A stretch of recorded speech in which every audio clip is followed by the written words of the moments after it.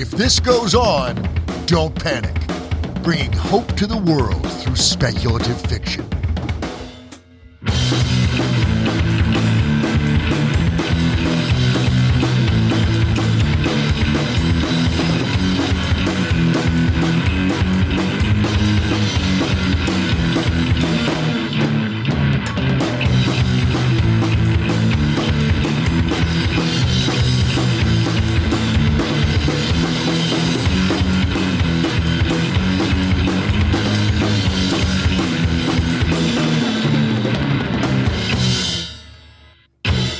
Hello and welcome to the second quarantine episode of If This Goes On, Don't Panic. Today we have Zig Zag Claybourne, author of the Brothers Jetstream Leviathan, and some giveaways. But first we have Mab Morris, author of The Bone Reader. Couple quick notes before we get to her though. I just want to say that even though this is the second live episode of If This Goes On, the first one has never made it to our RSS feed, even though we wanted to put it on the RSS feed, just due to general audio issues and us being noobs at live streaming. So we may get that up at some point, but it is not scheduled to go up at this point. There's one other thing I want to note really quickly. I'd like to point our audience to a great essay in the March issue of Strange Horizons. The essay is by Serena Ulabari, who I've interviewed in the past on another podcast. And in the article, she says, when the world looks doomed, imagining better futures is a radical act, which I personally feel like really gets to the heart of what this podcast is about. So I encourage you all to go and read that essay. And you can find that for free online at strangehorizons.com. So I also have Rachel with me today, and Diane, and Mab. Hi, everybody. Howdy. Hello. We're back again. Woo. We'll have to get Sarah on another episode since audio didn't work out so well that last time, I think. Oh, I hear somebody's kids.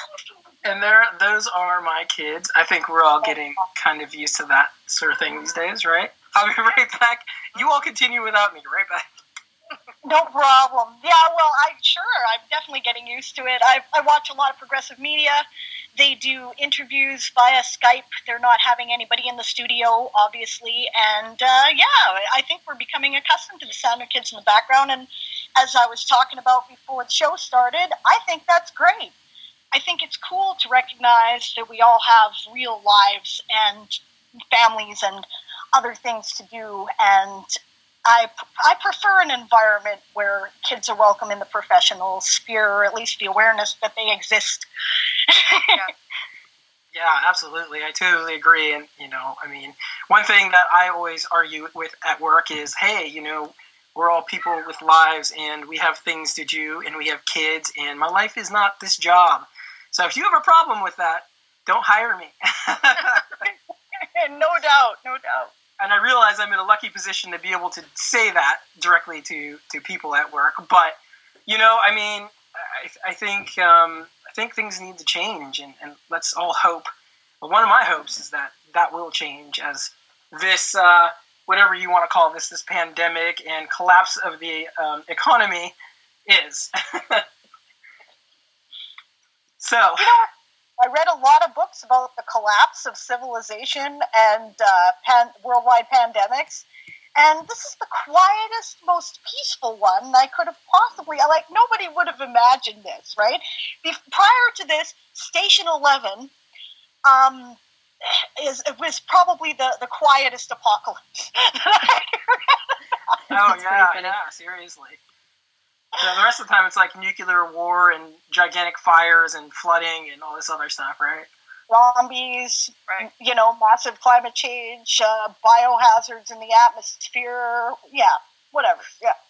And here, weirdest of all, we have Steakums taking the lead, right? Did you all see that tweet? I did not. Please tell me. No. Oh, my God. So, let me just say, they tweeted this thread about, Make sure you vet the media sources that you're using to understand the coronavirus. There's a lot of nonsense out there, blah, blah, blah. It was like, I don't know, it was like 7 tweets long or something like that, and it was just so much more coherent than anything any of our leadership has ever said. It's kind of weird, especially considering that my family is vegetarian, for me to be going, yeah, steakums. Speak for yourself, Yankees. We're doing fine up here in Canada. I did not vote for Justin Trudeau. I am a diehard New Democratic Party supporter, and the closest thing you guys have to that is Bernie Sanders, right? And but he's doing a good job. The trains are still running on time. You know what I'm saying? Like, things are getting done. It's slow. Bureaucracy is a pain in the ass. We've had a bit of a saga in my partner applying for his EI and emergency benefits that the Canadian government is putting out. It's turned out to be rather difficult because the system's overloaded, right? But they're doing it, right? And every day there's more responsible outreach that they're doing. I'm pretty proud of them, my government. I think they're doing okay. That's good. That's good. Mab, where are you located exactly? Are you Canadian? Are you American? Are you in England? I don't know. I'm American. I'm in North Georgia. Oh, okay. In a tiny little town called Dahlonega. Okay. You don't sound Southern. I'm probably more Southern than everybody because my family is from South Africa. Oh. Yeah, I'm a first-generation American. So. Okay. Interesting. Yeah. So I think this segues great into your writing. How has that influenced your writing?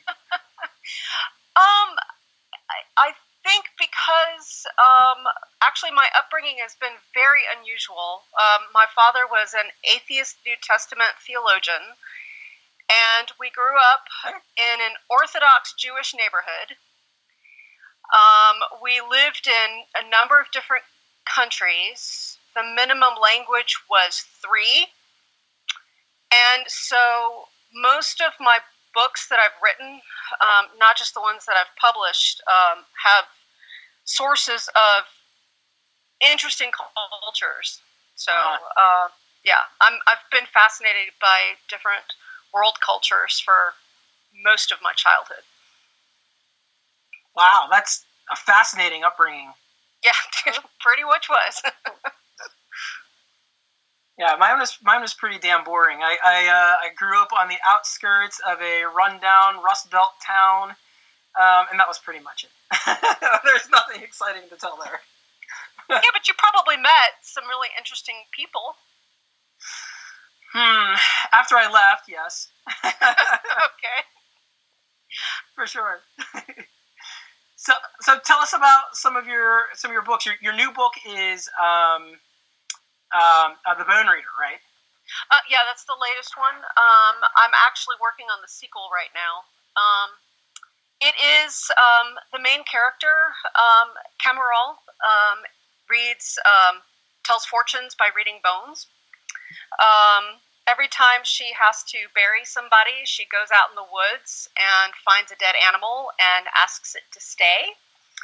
And she uses their bones to tell fortunes. So she's got an army of ghost pets that keep her from grieving. Oh, interesting. Okay. There's a big conflict there. Is that one of the central internal conflicts? Is that she doesn't... Yes. Cool. That's great. So, I think that's a lot of us do that kind of thing. Yeah. Not with most animals, but No, I mean it's she when she was 8 years old, she had to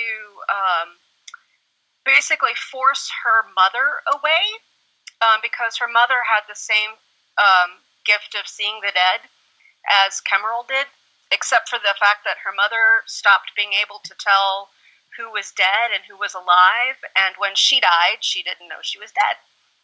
So Cameral had to cut her soul away and shove her away so that she could find some peace.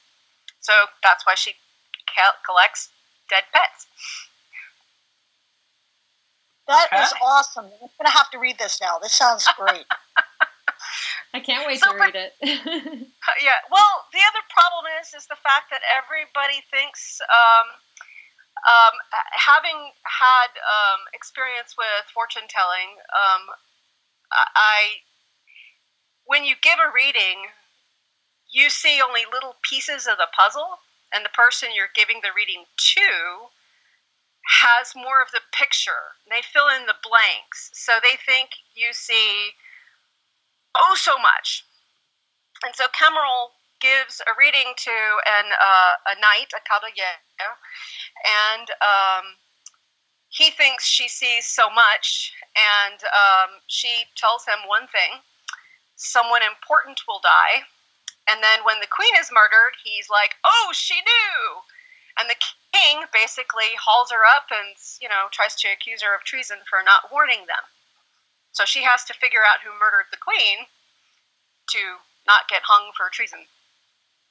Fascinating.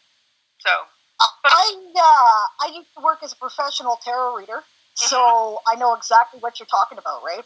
Yep. I believe in intuitive abilities, but like you, I find that, I don't know, I like what Yoda had to say, difficult, always in motion, the future, difficult to see, right? So you get like little flashes of things, right? And right. Sometimes you have to interpret it, and okay, think about this, right?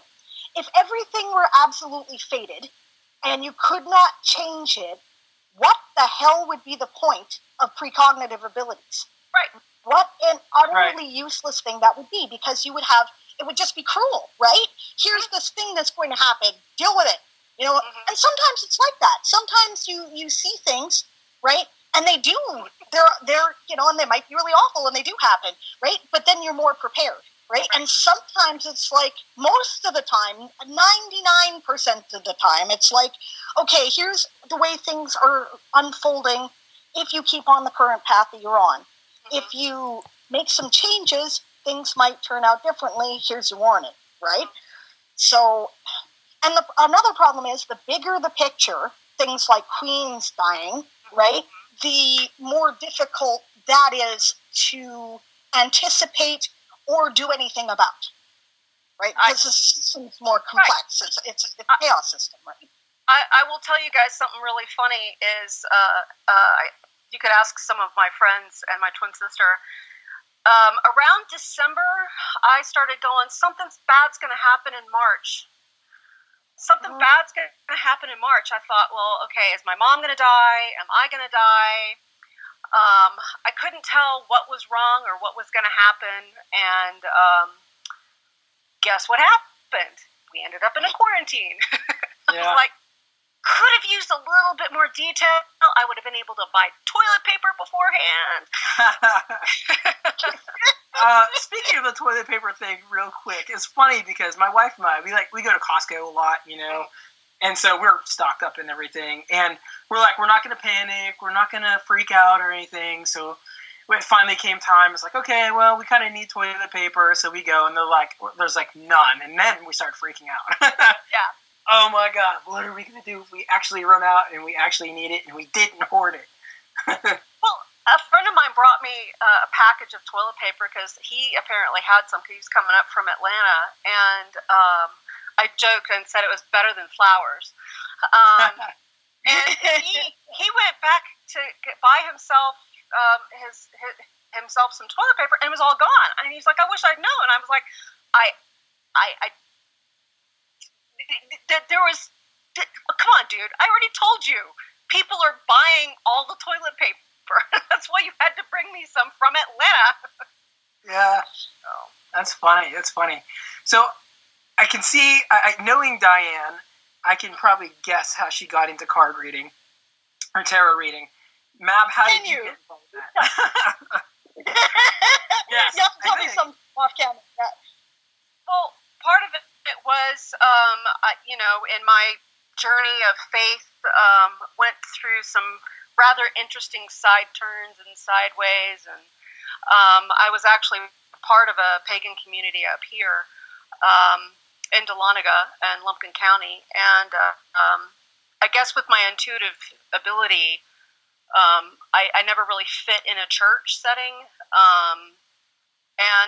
Actually, my ex-husband and I had 37 acres, and the person who rented the trailer that was on the property actually did bone readings, and that's how I actually knew that there was such a thing as bone readings. So, and when I released the book, she did bone readings at my book release party. Oh, wow. That is the first thing I think I've ever heard at a book release party, and I was all like behind Margaret Atwood releasing songs about her little cult from the Mad Adam trilogy and having the guy who did it perform the songs at her book releases. So way to go.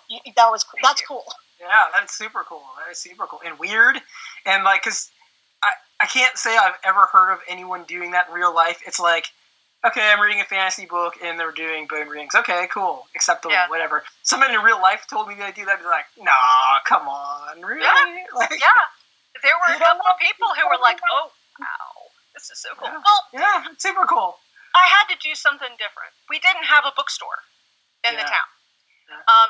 That's how small we are. In fact, I actually started doing Wine and Words to have like a pop-up bookstore in a local winery. And so now we have a bookstore, and he's actually doing surprise me bundles just to stay afloat while everything is shut down. Oh, that's so cool. That's so cool. Well, tell us a little bit about that. So Wine and Words started, I'd been working at a tasting room for a couple of years, and met one of my best friends, call him my little brother. He and his brother-in-law own Accent Cellars, and Tyler Barnes and Tristan Benhoff.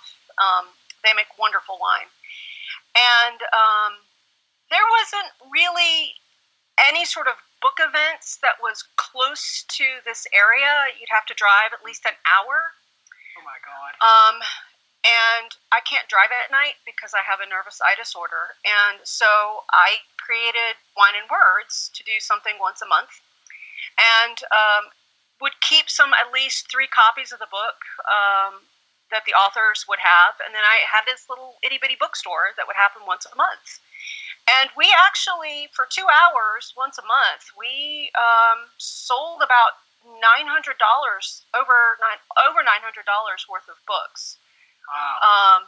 Which for a barely known little thing that happened in our town, I thought that was pretty good. Come October, Clay Anderson, who's actually also a writer, opened up Bear Book Market, and he and I basically teamed up, and so he's now selling all the Wine and Words books for us, instead of doing it through Accent Cellars. So, kind of a neat thing. We actually have a bookstore again. It's so exciting. Right? I feel really very spoiled. It's a tiny little shop. It's so small, but it's our little bookstore, and I'm thrilled. And he's got such good taste in books, and I love the fact that he's doing these surprise me bundles that, people say, hey, I like this topic, and he's done them for kids, and it's wonderful. And it's the neat thing about all of this. I listened to one of the podcasts that you had about Hope Punk, and when communities get together, and this tiny little town is really showing that. The way the restaurants are doing grocery runs, they are doing food for families, family platters, all curbside. They're really stepping up and helping people be able to get stuff that they wouldn't be able to get. The shelves of our one grocery store, which is Walmart, wouldn't have stuff. They provided paper products. They had plenty of toilet paper that no one could use anymore because no one's using the restaurants. Mm-hmm. So they provided all sorts of stuff. Spirit's Tavern joined up with the toy store, Giggle Monkey, and would provide games and food at the same time. So it's just one of those things that a small town can do when they all work together. It's wonderful. I love this town. That is so awesome.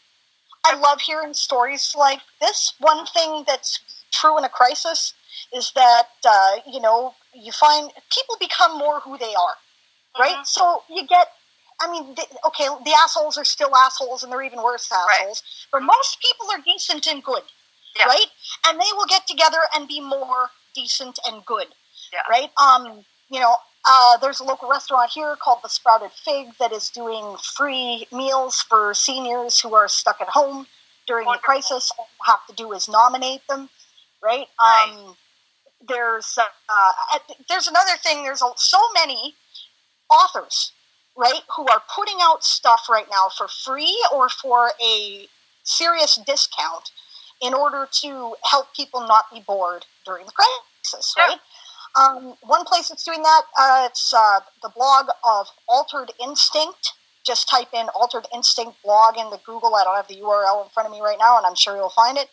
Right? And he's got a big list there of a bunch of people who are doing that. And I'm also trying to gather information right now, so message me, email me, Twitter me, whatever, right? If you've got something, and later this week or early next week, depending on how long it takes for people to get back to me, I'm going to post a list like that too on the Our Own Worlds website. So, it's cool that people are doing that. And thank you to everyone who's doing that kind of thing. You're awesome. Your town sounds great. The Bone Reader is going to be free on Kindle from Wednesday to Sunday. While I'm working on the sequel, I'm going to do that as often as I can, either a countdown deal or free on Kindle. So that's awesome. Brilliant. Yeah. So I guess we should get back to talking about the. Oh, go ahead, Diane. No, I was actually going back to books and whatnot, right? Mm-hmm. Recently, Mab appeared on Rachel's other podcast, Blue Funk, which we've mentioned last week, where she's reading stories that different writers contribute to her podcast in order to, again, keep people. And she had I don't know, how many episodes are you up to now, Rachel? I'm up to, I hit my 14th episode. Tomorrow will be 15. Tomorrow's going back to a kids episode, so. Nice. That is awesome. Holy cow. Right, so her poem story, it's kind of like a narrative, Mab's poem / story. It's like a narrative epic, right? It's a narrative poem. Yeah, right. And I thought it was amazing. I'm sorry, I don't have my notes in front of me. The title is slipping my brain. Night of 100 Moons. Is absolutely beautiful. Like the language that you used in it is just incredibly beautiful, and I enjoyed reading that so much because I could feel like all the heart that you put into that. And you did a beautiful job. Oh, you did a beautiful job. I mean, I was weepy at the end of it. Oh, so yes, I really was. So yeah, you're great. And please tell your daughter the illustrations that she did are so precious and so incredibly beautiful too. I was really, really impressed with her illustrations for it. She is so talented, and she does not actually. The fact that we have mentioned that she's my daughter, she's probably going to freak out about. She just wants to not have people know that she did this because she sees just all the errors in it. And I get that. I mean, when we were first being creative, we would be so embarrassed by what we did and looked at all the stuff we knew we did wrong or whatever. And, I guess maybe, hopefully we're all seasoned enough now to go, so we messed up. It's okay. We keep going. Yeah. I think that happens to everybody, no matter how talented or how great. I think to this interview with the son of John Bonham, and he was saying, yeah, Dad sat me down and he would pick out all the drumming mistakes that he made in all of the Led Zeppelin recordings. When you hear that, you're just like, well, God, that's everybody then. You know what I mean? If John Bonham's sitting there going, I screwed all this stuff up in this recording, and he's considered one of the best, drummers that's ever lived, it's like, Okay, we all do it then, you know. Yeah, Yeah. we're our own worst critics for sure. Your daughter, Mab, right? As a creative who took a long time to get the confidence to put my stuff out there for other people to critique or not, right? Listen, it's never going to be the way you saw it in your head, perfect. And but you know, there's a point where it is good enough, right? And that's the point at which everybody publishes. And the truth is, nobody is going to see that but you. Nobody is going to know where the mistakes are except you. She has a following on Tumblr. I mean, Tumblr. Yeah, Tumblr. I think she's on there as Calhoun. So she's got a huge following, and she does sort of these sort of comic booky things that she's getting fairly well known for. And I think she's still working on her graphic novel. I hope, because she's so talented. She's just so check out Calhoun on Tumblr. Mm-hmm. Yeah, right? Absolutely. Right. What, Calhoun.tumblr.com, right? I'm not sure. She does not actually let me see a lot of the fact that I know. I get to know a lot, but I'm still the parent, and Yep. so it's usually, I think, like a ratty. Let me see if I can. She's also got like a different Facebook page than what I'm friends with. Well, then which I thought was funny. Right? Yeah. Well, of course. Well, maybe we can find it and post it somewhere. Yeah. Yeah. I have one question for you, Mab. Oh, Diane, go ahead. Go ahead. Well, I was just going to say, bring it back to Night of 100 Moons. 100 Moons? Okay. Yep. Right? You're going to publish that in book format in the near future. Yep. Do you have a release date? I do not. I've got the print proof, at least the digital print proof. I'll still have to get the actual print proof when I get the cover design. Jen Rogers, J.I. Rogers, author, is also Myth Spinner Studios. She's doing the cover design, but she apparently just moved, and so she had to dig the computer out from I hear you, all of the stuff. We're probably going to have her on the show sometime in the next couple of weeks. I'm a big fan of her Quartz File here, so that's cool. It was on hold for so long. The formatter I have is Jay Manis. She got sick. Her husband got sick. She ended up in the hospital, and so that was on hold. And then the person I originally had to do the cover design just was really struggling. And I mean, I love her dearly. I'm not going to mention who she is because she's done fabulous work with me before. But she's got tons on her plate. I mean, like a lot on her plate. This is what the indie publishing world looks like, guys.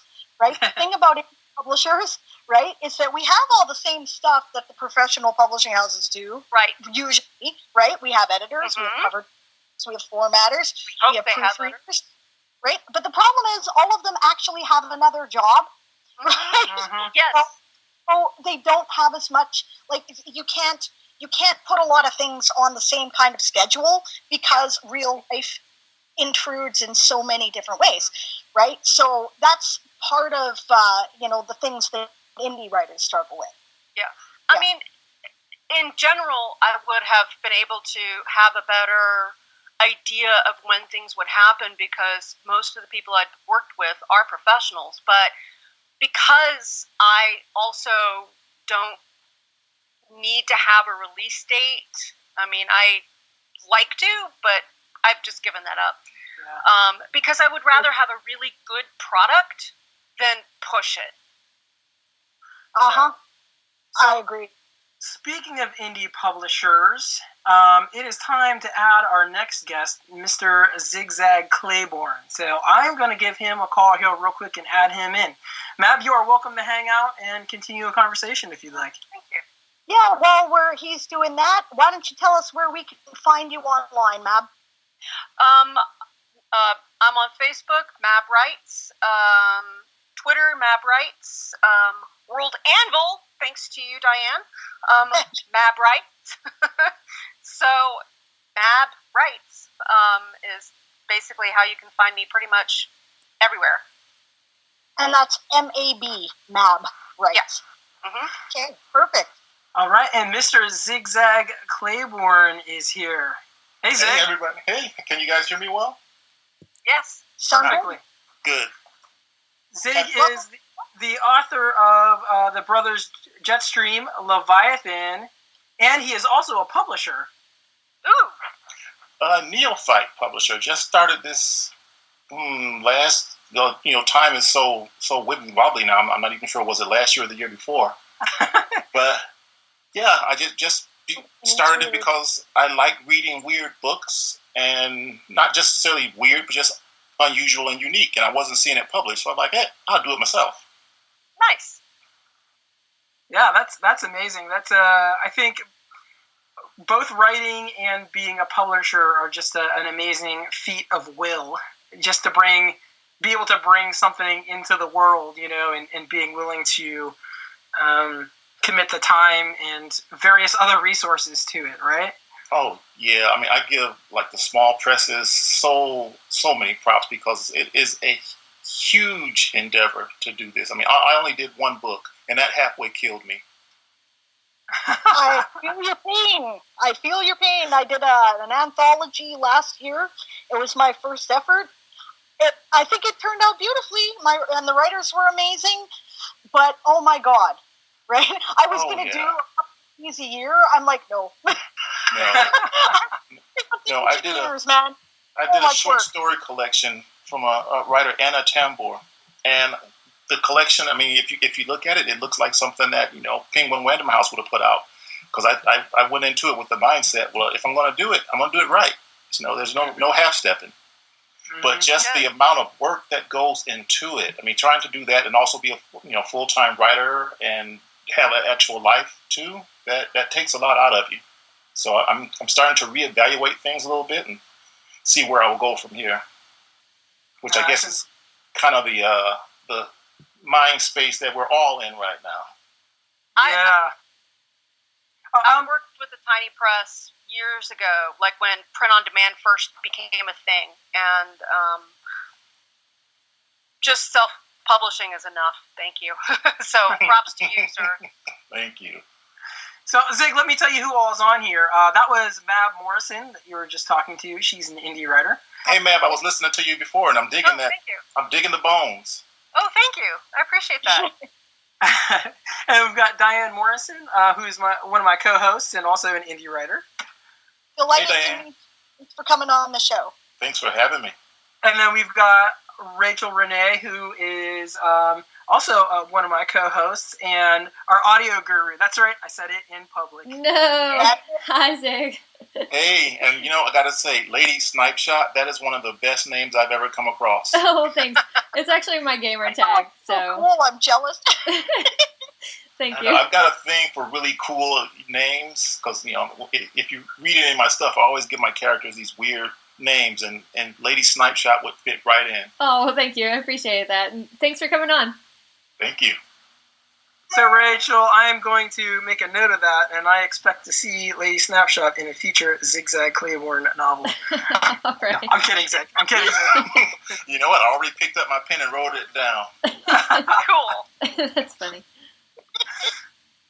So, Zig, tell us a little bit about your writing. We've talked about your publishing already a little bit. I don't think we gave the name of your press either. We should probably do that. Oh, Obsidian Sky Books.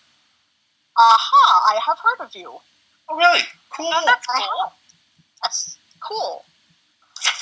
Yeah. So, my team that works with me on it, they're kind of scattered all around the world too, but they are great people.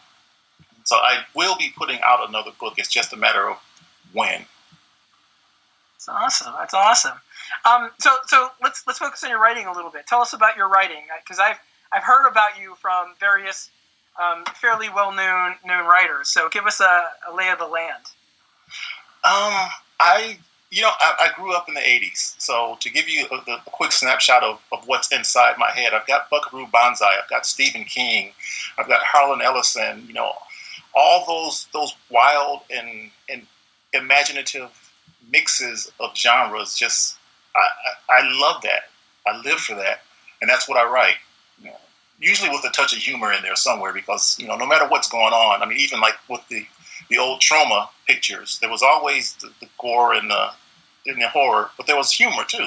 So I like to mix everything in. I figure one of my philosophies on being a writer is, actors get to have a variety of roles. Writers should get that same privilege. Nice. Oh yeah, that's cool. Yeah, I think really this is kind of the time for that. I mean, there really are no genre boundaries anymore. Yeah, I mean, especially, you consider the success of Gideon the Ninth. That pretty much show that if you write it well, somebody out there wants to read it, period. It doesn't matter about what the genre is. That one is on my to-read list, and I am so far from getting to it, sadly. I just hear about it all the time, though. All the time. Well, by the time you get to it, the sequel will be out, which I think it's this summer. Yeah. I say. Speaking of that novel, too, aren't they? They're announcing the Hugo winners tomorrow, I believe. No, they did it just a few minutes ago. What? And, yeah, they did it just a few minutes ago. We don't have the info. Okay, well, can you share some highlights? Do you have it in front of you? I don't have it in front of me, but Gideon is on there. Matter of fact, for the best Hugo novel, the entire roster, it's all women writers. It's nice to hear. I'm like, it's every category was something that I'm sitting here and I'm like cheering for in advance of it, because it's like, okay, yeah, I can get behind this. This is cool. I mean, this is one of the few times where I was very, very excited about everybody who was nominated. Not just, one or two people, but all the nominees, literally. I'm like, okay, whoever wins, I do the high five. Yeah. That's cool. That's cool. That's really cool. I'm trying to look it up right now. Come on. I mean, come on. This is totally relevant to our podcast, right? We want people to know, yeah. Who won. I mean, I'm surprised. I mean, everybody in the business is probably tweeting it to list out right now. I'm sure they are. Yeah, I have no doubt of that. That's how it usually works. It is a very good list. I mean, it doesn't feel like it's one of those lists where you're forced to say, well, there's one good pick on there, and the other is who cares? No, it's literally everybody on this list is like, okay, let's all have a celebration if they win. Oh, that's awesome! That's awesome. Damn it, I cannot find it listed anywhere. It's killing my soul. Maybe we'll post a link in the show notes after or something then. But yeah, I optimistically paid my fee to sign up for the When Words Collide conference in Calgary in August. And I'm really eager to go because they're doing the Aurora Awards there this year, which, for those who don't know, is kind of the Canadian equivalent of the Nebula's Hugos, right? Mm-hmm. So I'm really excited, and I will be very disappointed if we can't get this under control enough that they have to cancel it by August. That would be a tragedy, because of course it's always in Eastern Canada, or Central Canada, really. I mean, we think of it as East out here in BC, but it's Central Canada, and the reason why is because that's where most people are in Canada, and it's fair, right? But as a result, it never comes west, and I never make it. So well, one thing that's good coming out of all of this viral mess is that a lot of these award shows are going virtual. Yes. So I mean, even the Hugos, it's going to be, they're already working on that. It's like, because there's no way you could do it otherwise. Yeah. No, of course not. I was really planning to go to ReaderCon again this year, and I think I'm just kind of afraid to travel out there, but I might switch and do the Nebulous because they're doing it online. Mm-hmm. Definitely. The game that I play. As one of the people who works on the YouTube channel for SIFWA, right?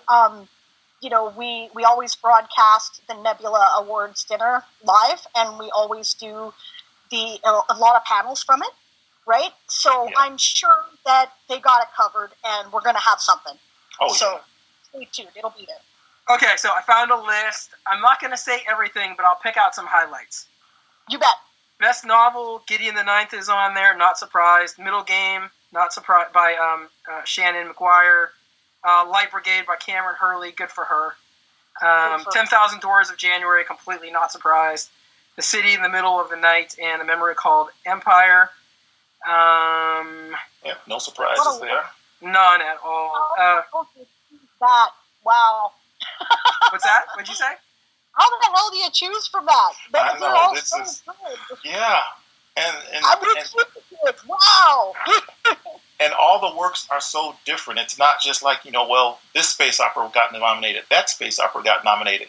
No, everything is so different. I'm loving this. Science fiction is finally growing the hell up. I love it. Yeah, I totally agree. Let's see. Novella, Ted Chiang's on there, no surprise. Mm-hmm. Becky Chambers. Yeah. P. DeJelly Clark, who, by the way, if no one out there has ever read him, holy shit, he is amazing. You know what? Let me co-sign on that. Get it. Whatever he writes, read it. Get it. Period. Yep. Totally. He is awesome. This is How You Lose the Time War.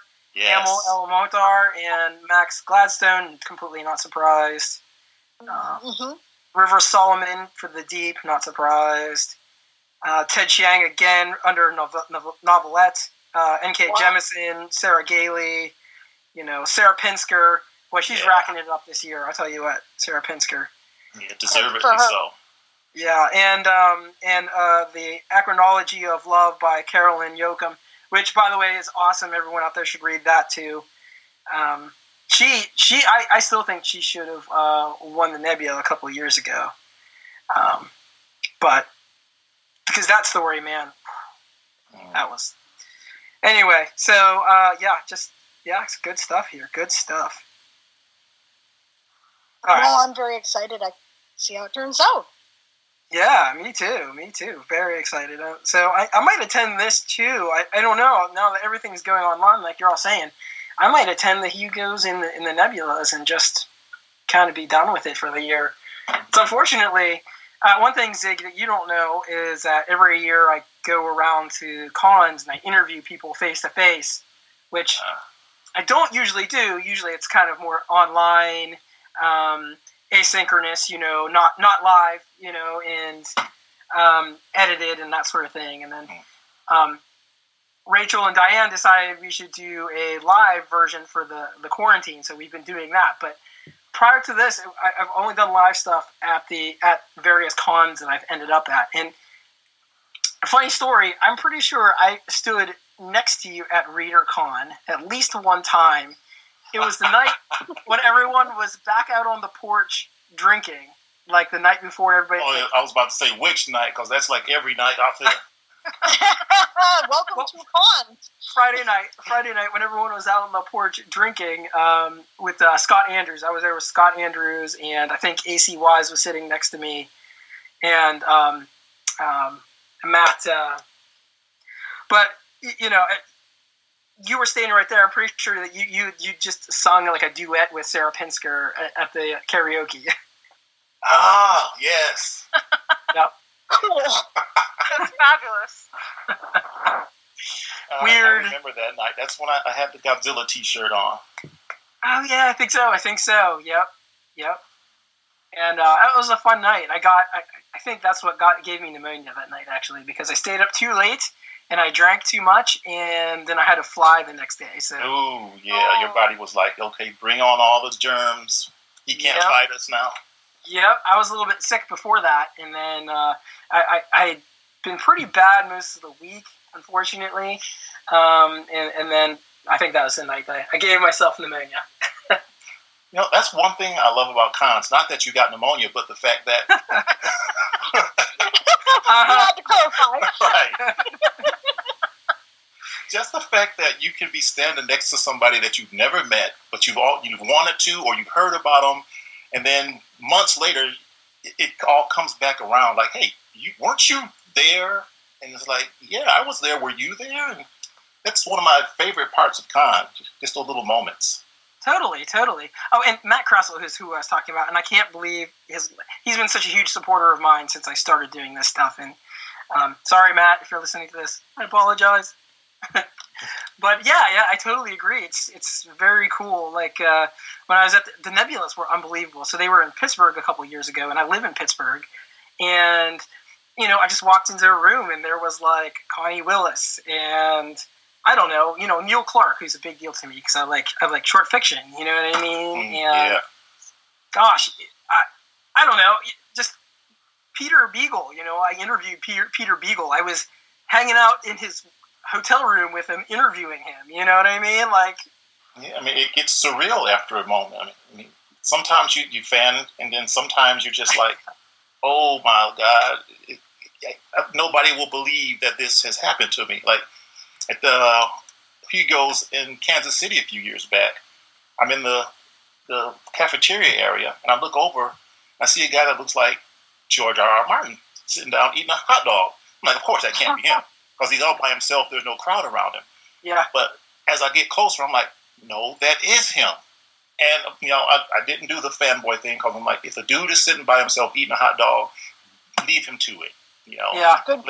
Leave him his peace. But I'm it sure was just like, one of the best things you can do for people who are that famous is leave them alone.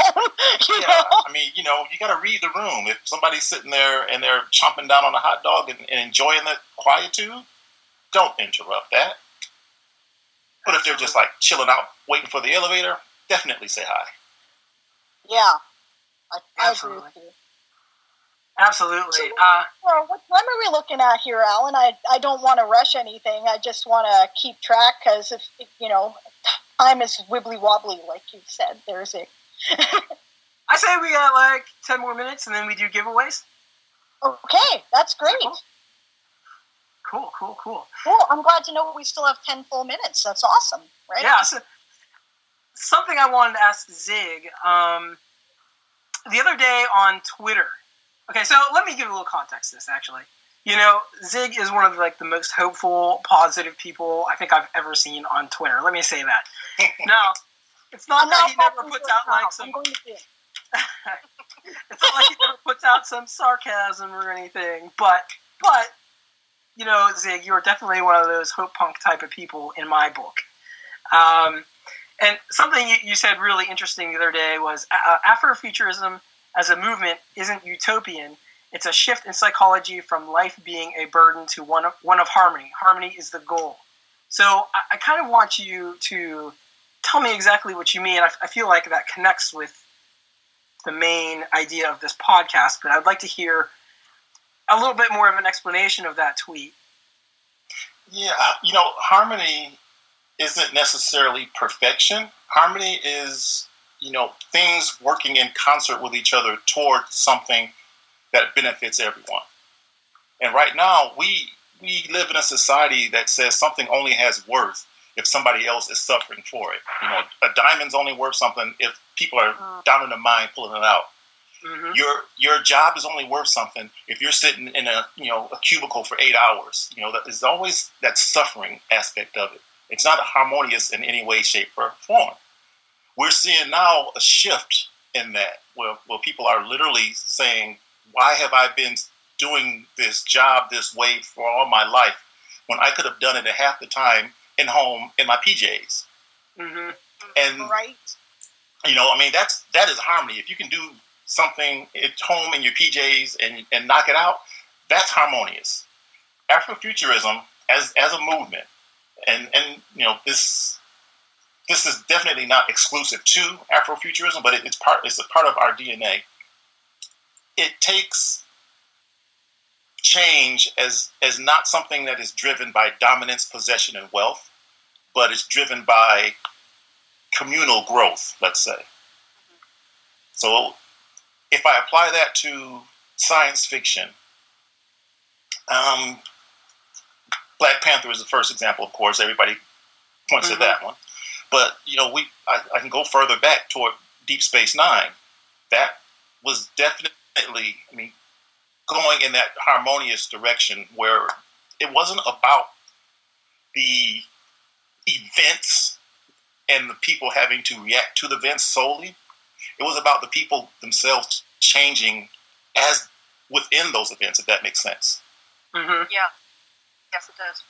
And that's wow, one of the, I didn't see it that way, but I totally see it now that you mention it. Yeah, and a lot of that had to do with Avery Brooks, throwing his influence in there, and other of the actors and writers.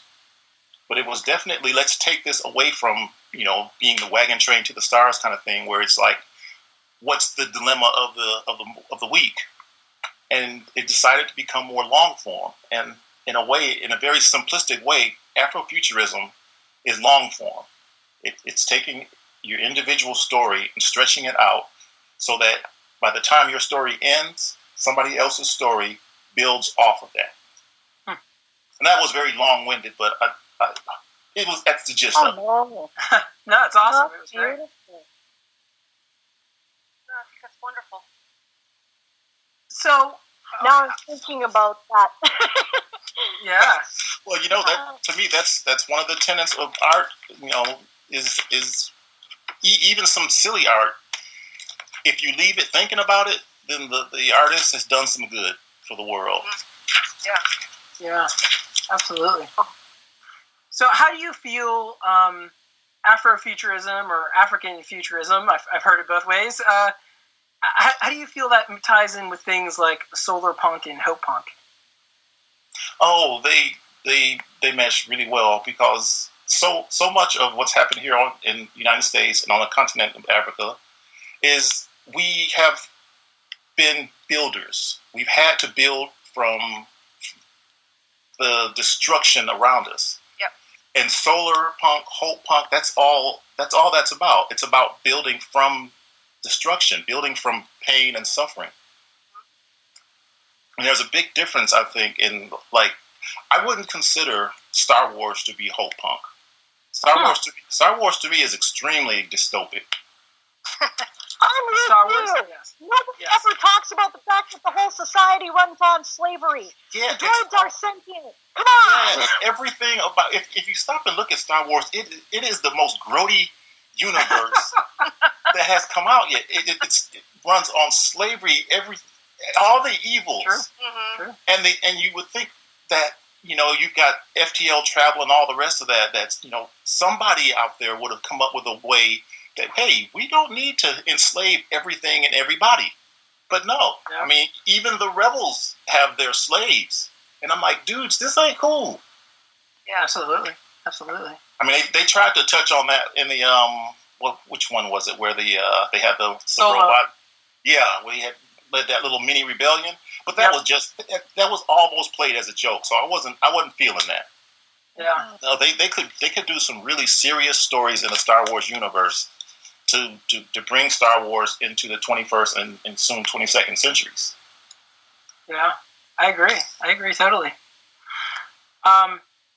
We are starting to run out of time a little bit, and there's a question that we ask everybody that comes on the podcast, and I also realized, Mab, we forgot to ask you this question, so I'm going to ask both of you, and then Zig, since you're already talking, why don't you answer first, and then when you're done, Mab, I want you to answer. But The question is, what gives you hope through all of this that is happening right now? The fact that so many people are seeing how much power their imaginations have. That's the biggest hope that I could ever get. That's beautiful. Great, awesome. Mab, what do you think? I think it's got to be the community. My little tiny town has pulled together in many different ways. Like I mentioned about the bookstore doing the bookstore bundles. I think he's actually sold more books that way. The community that I've gained in the past couple of weeks that's grown through the Women of Our Own Worlds, Rachel Renee. I mean, I feel like everybody's reaching out and supporting each other, and that gives me hope. I just try not to read the news or watch the news or anything like that. Actually, I don't have a TV. I know that sounds insane, but I don't. So I just, whenever I get on social media and I see all these news articles, I don't read them anymore. I just don't. I just focus on seeing what all these people are doing to support each other. It's beautiful. Yeah. That awesome. Inspires me. I read a lot of stuff about the news. I don't on TV either. I watch stuff on the internet, right? And but it seems so frustrating. There's so much going on that just little movements for people, for the people, seem constantly stymied for no good reason that I can discern, and it makes me furious. But I often forget the world is not social media, and there are lots of people doing exactly what your little community is doing. I see it in my own town, you know, and we've forgotten in many ways that we're a community because of all this, you know, global connection and being so involved in our workaday lives. But I mean, it's still there, and we're finding it again in this, and I suppose that's a silver lining, isn't it? Yeah. For Dahlonega, there was already a system in place. Deb Rowe, who's got 2 restaurants, she's done shucking for shamrocks every year for muscular dystrophy and some other thing I can't think of. So there's always been, at least for this tiny little town, it's actually not that tiny, but I mean, there's always been this sense of community. So, I have to say, this podcast has given me hope. And that may sound... Well, it has. I've been... You're doing a job. Thank you. Well, we've been isolated, and I work from home all the time. I hardly ever see anybody, and this is like the most conversation I've had. And, Zig Zag, you've got a gorgeous voice. Thank you. Beautiful. But I agree. This podcast has definitely given not just me, but I'm sure anybody listening to it, you've given them hope. I mean, hope is the ability to imagine not just things will get better, but things will stay that way. And I think that this podcast, that's the underlying message here, is that life has always been terrible for a lot of people, but think about how much worse it would be if not for people who are actively, every moment of their lives, making this planet a livable place.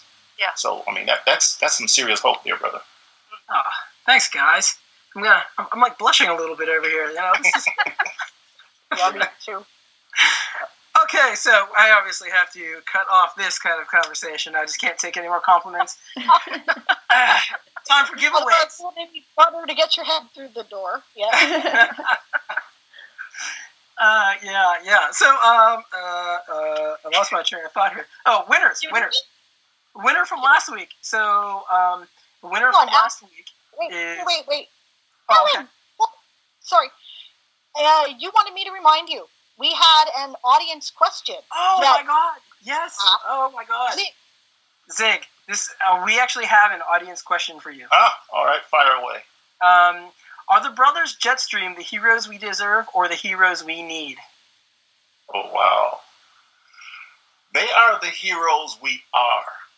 And that's not a cop-out. That is the way I wrote the book. I wanted it to be not just, your average guy can do it, because, we all know your average guy can do it. I wanted it to be, there are no average guys. I wanted it to be, that if the world's going to be saved, because, the tagline for the book is saving the world one last damn time. And that was the overriding ethos I wanted going through it, is that, everybody at some point in their lives feels like, my God, I've got to do this one more time again. I just did this. Can we not keep messing things up? So, yeah, that's why I would say that they are the heroes that we are. Awesome. That's fantastic. That's awesome.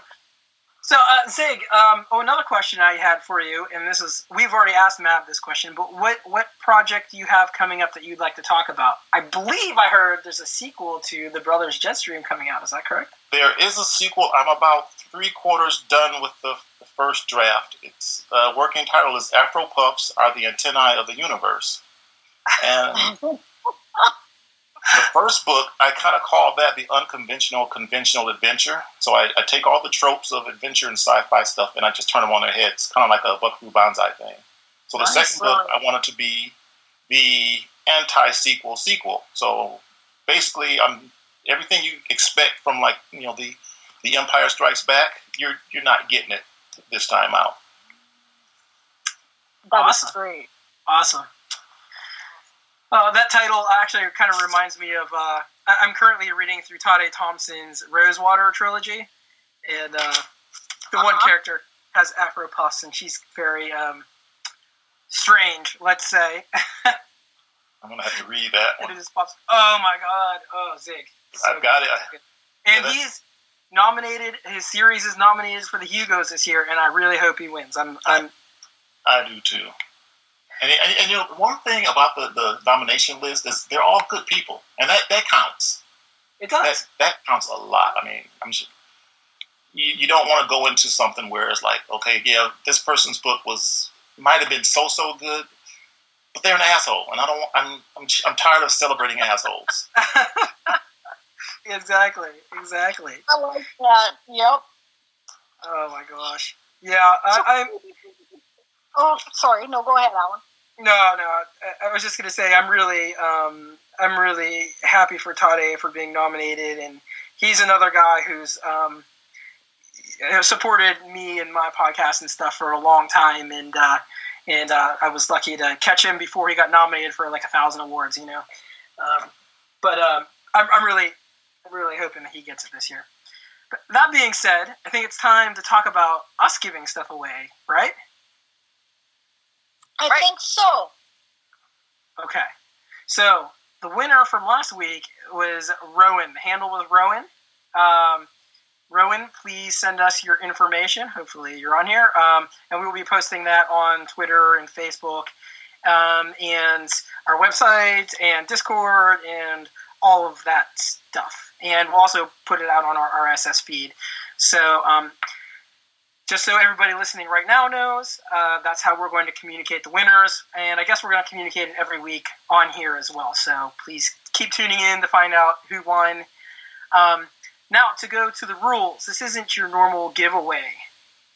In this giveaway, you have to nominate somebody to get the books. So here's the books that we're giving away this time.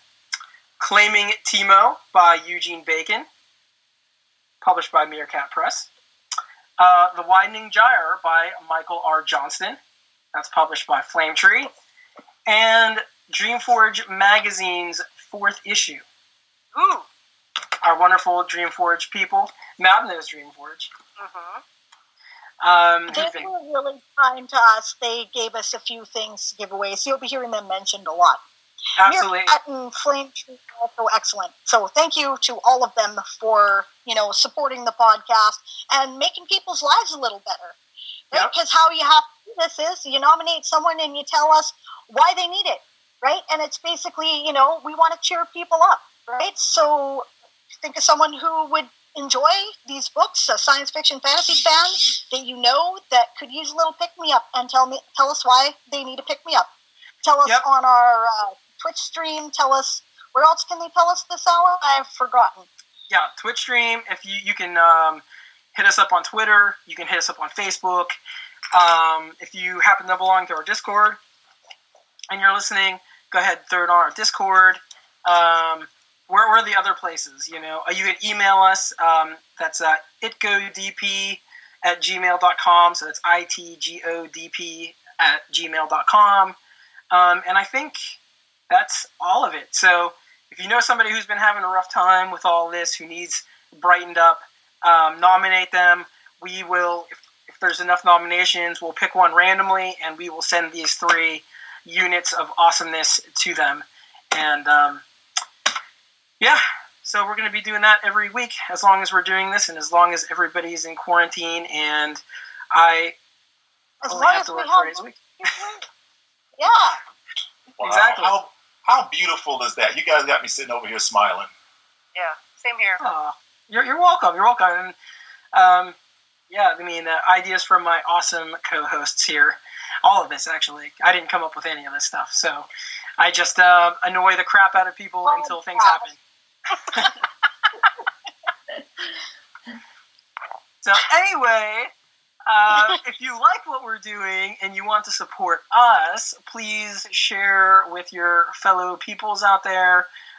Follow us on Twitter, follow us on Facebook, subscribe to our normal podcast stream. Hopefully this recording will also be going there, assuming that we didn't screw it up.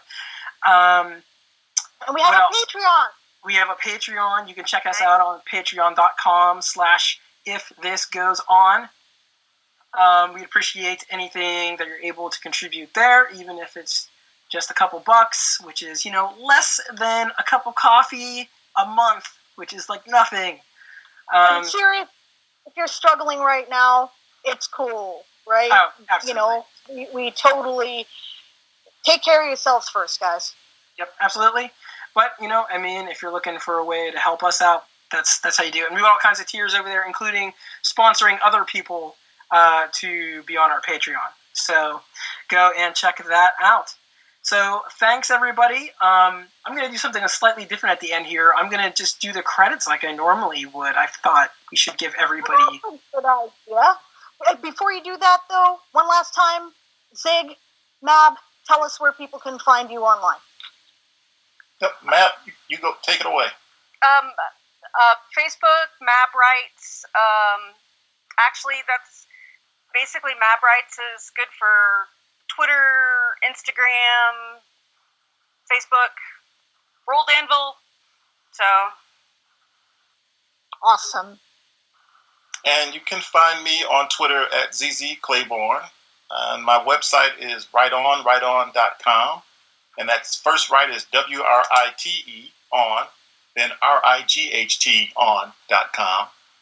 And where else can you find me? Oh, I just did a short story on Giganotosaurus.